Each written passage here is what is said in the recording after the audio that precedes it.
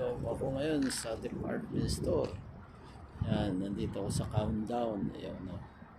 Namili ako ng grocery. Ayan. Yan na nabili.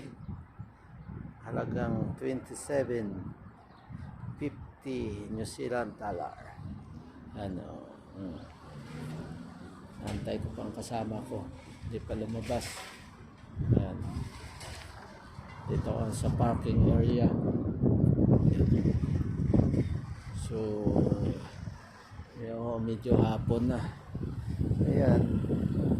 Yung empanada, yan ang hapunan ko.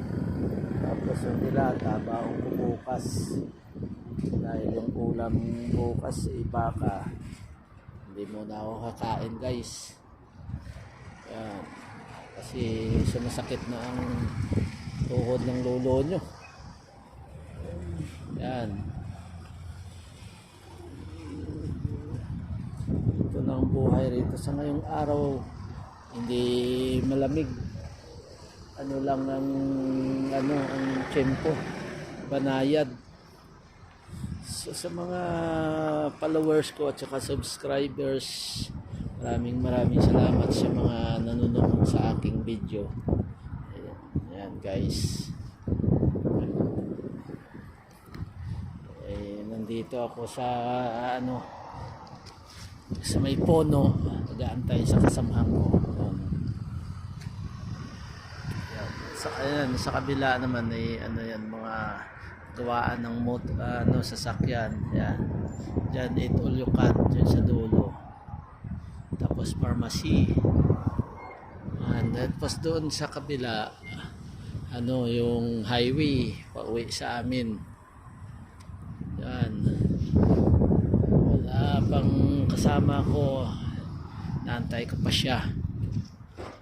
So habang wala pa siya, video muna guys para meron ng panoorin. Video matagal-tagal na hindi nakapag-upload ng video. Suportahan niyo naman yung video ko guys para dumami yung aking mga followers.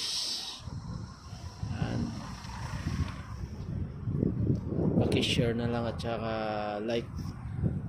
Sa mga hindi pa nakapalo, paki-follow na lang po ng aking mga video. Salamat na marami. So ngayon yan.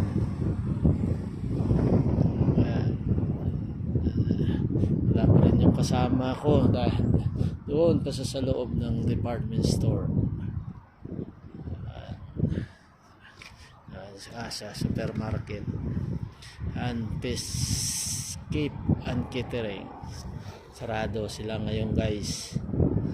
Mamaya pa magbubukas yan.